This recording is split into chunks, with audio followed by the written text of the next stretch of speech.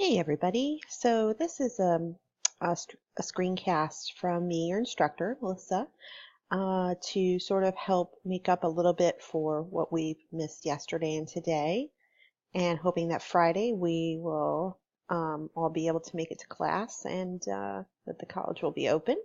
In any case, I thought that this screencast, just a little bit of a narration, a short narration over the slides that I had planned to show today after viewing half of the film, that this would be helpful. So our first slide is a slide of images by one of the artists that is featured prominently in the film Black is the Color. Black is the Color, remember, hopefully you've watched it by now, at least the first half. And it is a film you'll recognize that kind of takes art history sort of from the beginnings of what we would consider sort of the birth of African American art in the mid 19th century, and then goes up through today. And our segment for the first half for today is going to include up through the Harlem Renaissance. So we start with Edmonia Lewis, and we move to Henry Ossawa Tanner and kind of go on from there. So as you probably learned in the film, Edmonia Lewis was a pretty interesting and unique person in general. She was a woman who was of what we might call mixed race. That is, she had one parent who was African American, a person of African descent. She had a parent who was Chippewa Native American. And indeed, she led a pretty unique life for someone of African descent in that she lived on a Native American reservation for her childhood. And also pretty unique for the time in that she attended college. She was a free person and attended college. She went to school in New York. She also went to school at Oberlin College, a quite prestigious college in Ohio. And she studied art. And she was supported in that because her brother, who also left the reservation after his childhood, decided to go to California and make his fortune in gold, which he did, apparently. And so he was able to help her to pay for education. And she was able to go to school and then to art school. And unfortunately, her time at Oberlin, it doesn't seem, ended very well. It seemed like there's sort of a targeted campaign against her. I mean, I don't know her, obviously. She lived in the middle of the 19th century, but it kind of sounds like, from what we read, it sounds like one of the sort of throwing someone you don't like under the bus, probably because she was not one of many, one of many people, excuse me, what am I trying to say? She was one of a very few people who were of color at Oberlin, I'm sure. So she was sort of targeted, it seems, by her roommates and then later by the art department, and she finally was like, forget this, I'm out of here. So she wasn't able to finish, but she did study on her own, and eventually she moved to Europe and was traveling around, including spending some time not only in Paris, as we might expect, and in London, but also in Rome.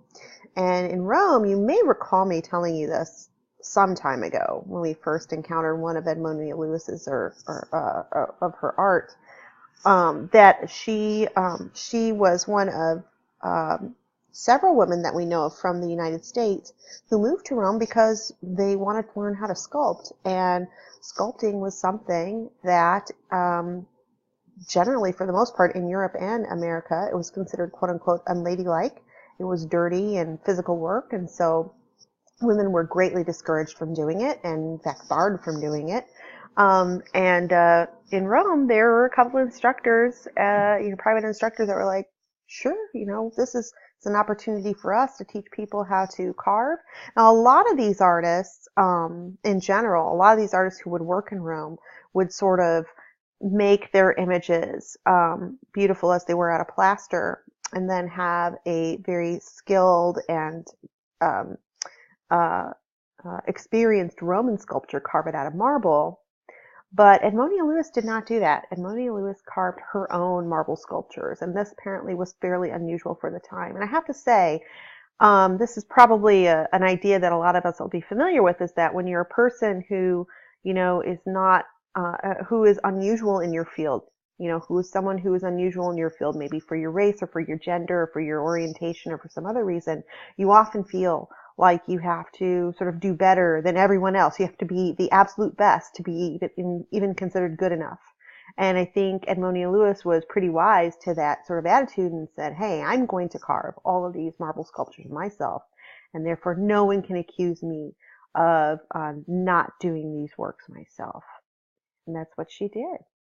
And so what we can see here is we can see 3 sculptures of varying dates. One of them is fairly early in her career, Forever Free. It is pretty large. It's 41 inches. It's not life size, but it's over 3 feet tall. It's a fairly large piece of marble for a person who's pretty much starting out at this time, compared to her later pieces, which are much bigger. She's gotten more sort of comfortable and even more skilled. Well, you can see those are either life size or larger than life size. And over on the left then, starting with Forever Free, we see her exploration of themes that she loves. From her point of view and from her experiences, she finds, of course, she finds the subject of freedom through emancipation to be incredibly inspiring for artwork. And she, I think, really wanted to make artwork that would inspire people. That especially would inspire Black people and also Native American people, as we're going to see. She often created artwork to speak just to specific populations, but that would be very appealing to everyone else as well. So in Forever Free, we see a young man and a young woman.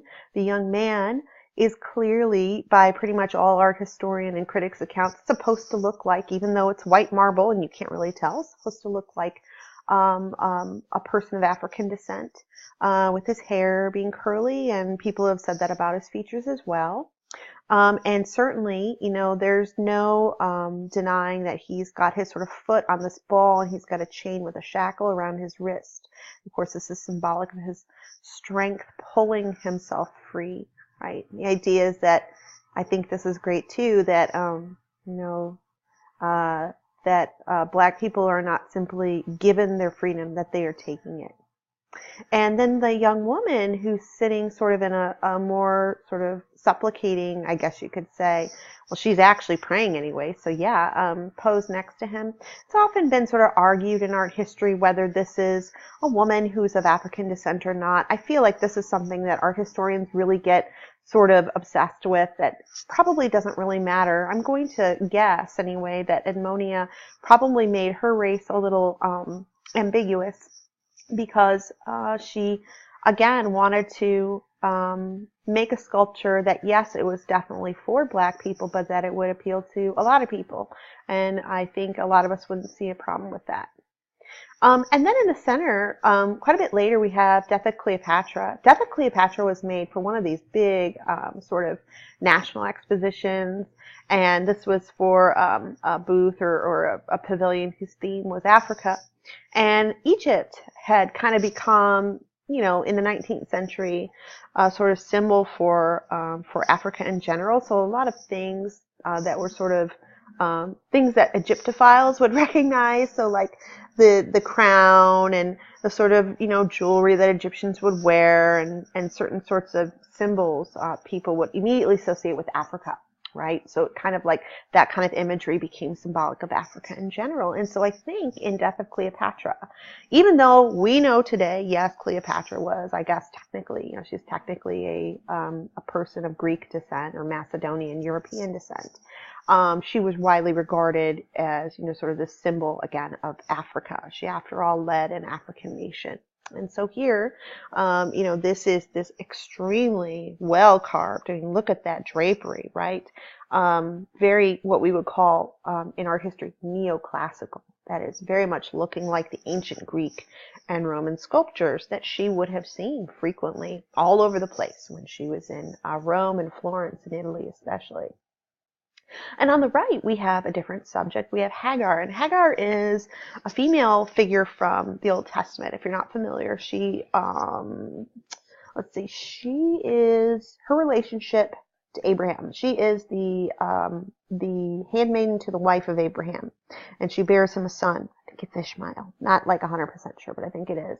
and she's banished by Abraham's wife, Sarah, into kind of goes into exile because of this thing that she has done on behalf of Abraham's family, and you know, kind of a person being out in the wilderness, being in exile. In general, I think Edmonia and some other sort of black intellectuals and scholars at the time kind of identified a lot with Jewish exodus in general, that is, the Jews being expelled from their homeland. I think that black Americans kind of felt a kinship with those folks and that idea. And so we do see Jewish and Old Testament stories in her work. So it might be something like, expelling Hagar from the family on her own, or it might be Moses leading the people to freedom from Egypt. But in any case, this is something. Of course, the implication of slavery with the Jews in Egypt, right? Although we're not quite sure now if that's historically accurate. It certainly was the story in the Old Testament, right, at the time that everyone believed. Again, black Americans could greatly identify with that. Got just a few last images by Edmonia Lewis before we leave her and move on to Henry Ossawa Tanner. And I just included a quote which you can see in one of the links that I provided in the module, which kind of references her sort of maybe longing for, she was an international cosmopolitan person. She was a world traveler. She was savvy as can be, but she also kind of had this longing for what she considered a much more simple life in the Chippewa Native American reservation as a child. And she was apparently, sort of obsessed with the poem Hiawatha, which is about a Chippewa and Hiawatha's wife, Minnehaha. And you can see images on the screen. In the middle is Hiawatha, bust in a very, again, neoclassical format, very much like a Greco-Roman format of ancient times. And on the right, Minnehaha in the same format. And then over on the left, you see one that's a little bit later, which is sort of a idyllic image of Native Americans. So this is something that she sort of, I think, longed for, even though, again, she was definitely a city person. She was a world traveler and an internationally renowned artist, certainly by 1872, that's to be sure. She had come back to the United States several times and was celebrated as a sculptor. But she sort of had this a little bit of longing. And I think, again, we have maybe, although most of her stuff that's Native American in content is very celebratory and not necessarily about hardships, but about good times, I do think that in general she sort of saw a kinship between the experience of the Native American and the experience of the African American. All right, so here is a few images by Henry Ossawa Tanner. Actually, the first and second one, the left and center, are going to be real familiar to you. We have looked at them as examples of probably emphasis and some other sort of elements and principles. But Henry Ossawa Tanner made these images in the 1890s at a time when he was a very successful artist. He was making a lot of artwork for a sort of new class of African Americans who, after the abolition of slavery, who were able to kind of form communities and have businesses and grow really well economically. This is before a backlash, right, with Jim Crow, before that really strong, that strong backlash came. And there we go. Sorry about that. And he was able to make artwork for African American clients and do very well.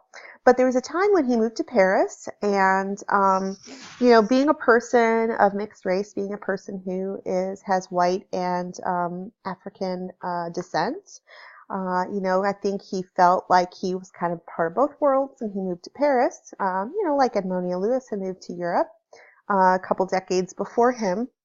And he actually exhibited in the salons of the École des Beaux-Arts, or the what they call the Academy in Paris. And this is an extremely, even in the 1890s, still, this is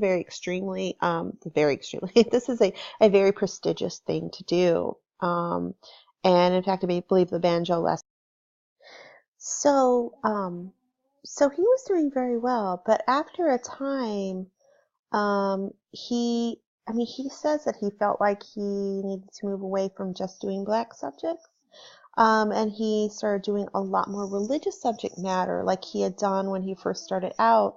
And they almost always had white characters. Some people feel like he was pressured to be able to sell his work by making his figures white.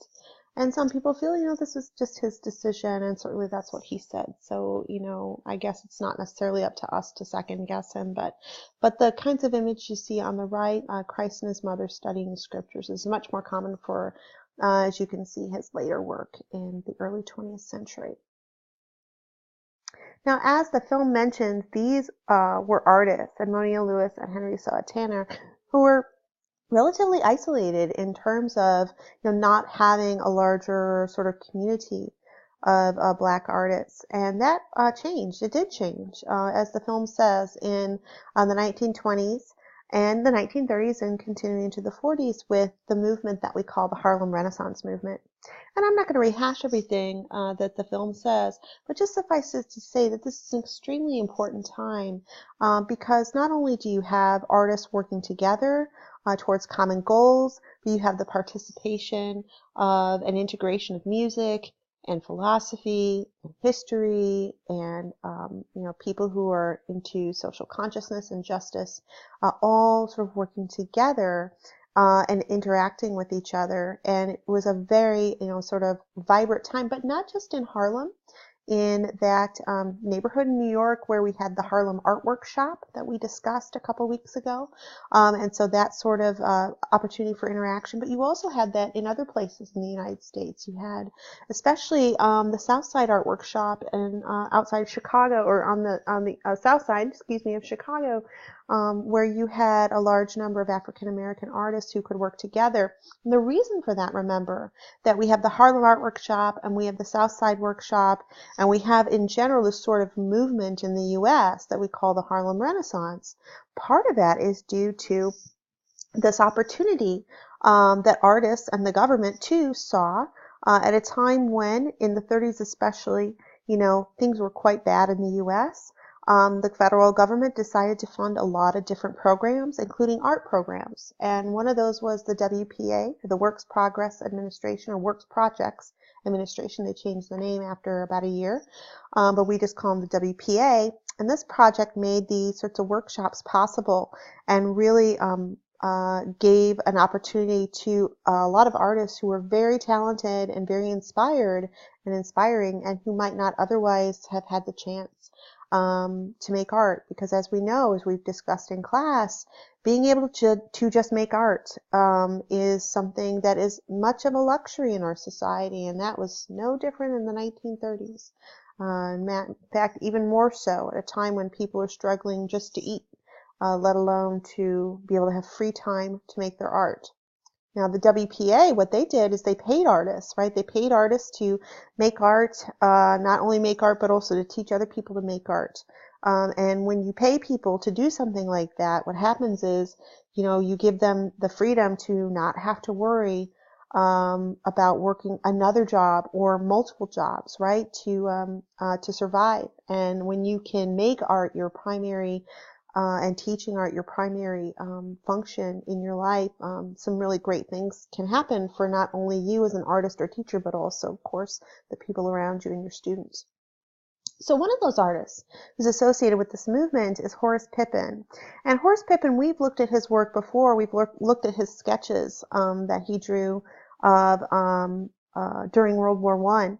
And we have two works on the screen of his. I think there's a different one shown to you in addition in the film. On the left, we have The End of War, which is discussed pretty well, lengthily in the film. So I won't sort of rehash that. But we also have on the right something that, again, we see our Harlem Renaissance artists doing, which is, examining the past and celebrating or vilifying it, depending on what is required of the past, the history. So here we have John Brown going to his hanging, celebrating an abolitionist and his sort of final act of defiance. Um, Now, in the film, let me scoot this over a little bit. In the film, um, we have an interview with the contemporary artist Whitfield Lovell, and they show one of his works that he was working on over the course of the period from 2005 to 2013 or so, and where he wanted to give these African American soldiers their face and their place in art. And so we see on the left Autour du Monde, which is that piece he's working on in the film. And then on the right we have Deep River, which is a bit later, and we might see clips from that in the film actually. Now I think about it, and refers to it as an exploration of escaping slavery, people who would escape slavery. And these are both actually examples of installations, which is one of our art forms of media that we call alternative processes, right? In that it's not just drawings, although they are drawings, they're not just drawings, it's also the coordination of space. And as you can see, also projections of video and sound and all that stuff too. Another artist featured is Malvin Gray Johnson.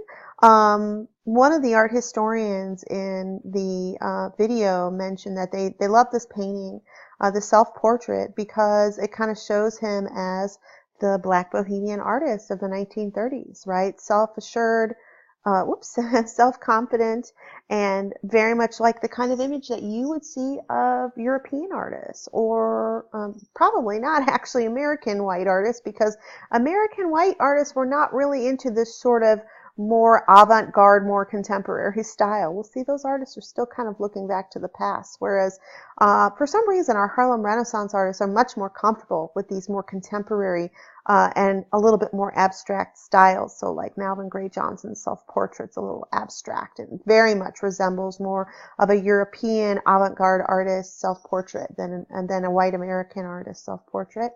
And then on the right, they had mentioned in the film that you can see in the background, right, sort of images of African masks, and sort of also exposes this idea of looking to African art as something positive that isn't just to be appropriated by European artists like Pablo Picasso or Henri Matisse, but that this is part of African Americans' past that they can look to and they can mine from, and that they can also, appreciate. And so we have a painting on the right of masks, which is titled Negro Masks, by the same artist, by Malvin Gray Johnson. You can see it's also painted in this very contemporary, very avant-garde, modern style, and depicts masks, one of which we've seen something similar before, a Gelade mask. We have Aaron Douglas as well. Aaron Douglas we also looked at as an example of a mural painter. And in fact, these are two images from his murals that are in the New York Public Library, which is now sort of a center for Black culture. And that particular wing, or that particular location, I can't remember the name of it all of a sudden, it begins with an S. But we have two panels from that large mural that is in all throughout the interior of that branch of the New York Public Library.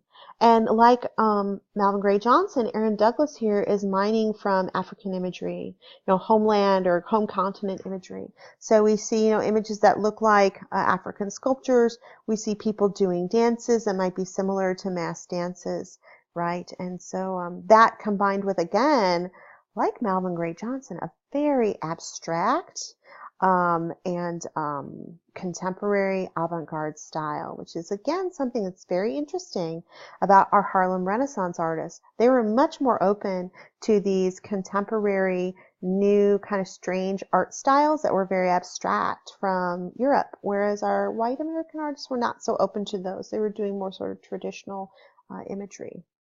Why is that? I think one thing that I've thought about this over the years, and one thing I've kind of sort of settled on is that, well, as Black artists, they're in a community that is not isolated from one another, but and integrating more and more with white art in America, but still outside of it. I think black artists, even extremely successful and well-known ones like Aaron Douglas, are still kind of outside the white mainstream of art at the time, and so they didn't feel like they needed to adhere to the same sort of rules that that white American artists did. Right? They didn't feel like they needed to kind of conform as artists do in that idea of the mainstream of art history that we've talked about, right? Where every some sort of falls into a style of the time. They felt like they could kind of pick and choose what they wanted because they weren't beholden to white American art styles because they weren't really part of it. They could do what they like. And in fact, we have a piece here by Bob Thompson on the left. Now, Bob Thompson is just featured briefly in the film. He made a painting of a very similar style of a lynching of a black person, where, we have all these brilliant colors. And these brilliant colors, this is something that if we looked at this, I put it side by side with the piece that he's using as sort of a model, but we could put it side by side with a piece by Henri Matisse from France. From a couple decades earlier, and it would look virtually the same style. So again, these artists are much more comfortable sort of mining those European styles, avant-garde styles. But you also continue to see the conversation with art history, right? And we've seen that very recently in art history with Kehinde Wiley, and we see artists like Edmonia Lewis, sort of interacting with ancient Roman history. Here we have Bob Thompson interacting with, Baroque and Rococo art history. Right? Some other artists that are featured in the film, just very briefly, Lois Mailou Jones. One of these artists who has a variety of kinds of styles in her career. And here you're seeing a little bit of her later works, although she was very active during the times of the 30s and 40s and the Harlem Renaissance. But I liked these because you see this sort of continuation of adopting and integrating sort of Black history from all over the Americas. So we've got, voodoo symbols of the voodoo gods, right? We've got references to voodoo. And over here we have imagery that is, from African art, African textiles and African sculpture into this African American woman's artwork. And so we see, African American artists continuing to do that. And then, let's see here. We really had two last artists that were examined by the first half of the film, which is where I'm going to have you stop for today. And that is Jacob Lawrence and Elizabeth Catlett, both of whom we have actually seen before in class for a number of reasons. And Jacob Lawrence, Migration of the Negro series, was discussed in the film as an excellent example of, again, the success of the Harlem Art Workshop and of the Harlem Renaissance as a way for Black America to get closer to its own history, and even in a way with the Migration of the Negro series to document its current history, right? So, you start out with, panel 1 of the beginning of migration northward, which is something that the film discussed, the sort of great migration from the south to the north, after the end of slavery, and sort of the things that the Black Americans had encountered over the years since then. And just a reminder, that's a large series. There's 60 panels of the same size, with the same colors, and half of them reside in the Phillips Collection in Washington, D.C., and half of them reside in MoMA, Museum of Modern Art in New York. And Elizabeth Catlett, as they say in the film, I should start saying it that way. It seems to be the right pronunciation. But Elizabeth Catlett is also a person who is documenting African American history through printmaking mostly in her early career. We saw she kind of branches out from these lino cuts into other kinds of printmaking like lithography and so on in the future. And documenting and celebrating On the right, workers who, very hardworking people who you really never get to see celebrated in art.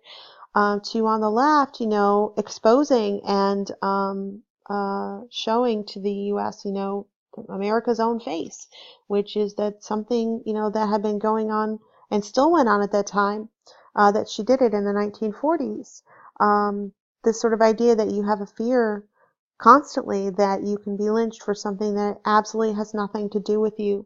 And it is really, if we read history, if we read, Ida B. Wells, for example, we recognize that lynching was really used as a really disgusting and morbid economic tool, right, by the white power structure to keep people in fear, keep black people in fear that if you rise too high on the economic ladder, well, we're going to make up something. We're going to say that you looked at a white woman or you raped someone, and we're going to lynch you. And indeed, it's very cynical, but it is absolutely true and has been demonstrated by history that lynching was used initially for this very purpose. That before the backlash of Jim Crow, when black Americans were starting to become successful business owners in their own right, just as Americans tend to do, pull themselves up by their bootstraps, the white power structure of America decided that this would not do, and started accusing some of these business owners, these black business owners, of doing things that were lynchable offenses. And so then, the word got around, if you were too successful, right, this could happen to you. Well, on that high note, so to speak, sorry for ending on such a downer, but we've actually, next time, Friday, hopefully we meet tomorrow, Friday, looks like the weather's going to be nice tomorrow, we will talk about what's been happening since the 1960s. We'll be talking about more contemporary art, and of course things have changed. Not everything's all great, rosy, and peachy today, but things have changed a lot, so we'll get to see some more positive imagery too tomorrow as we watch the rest of the film and discuss those artists.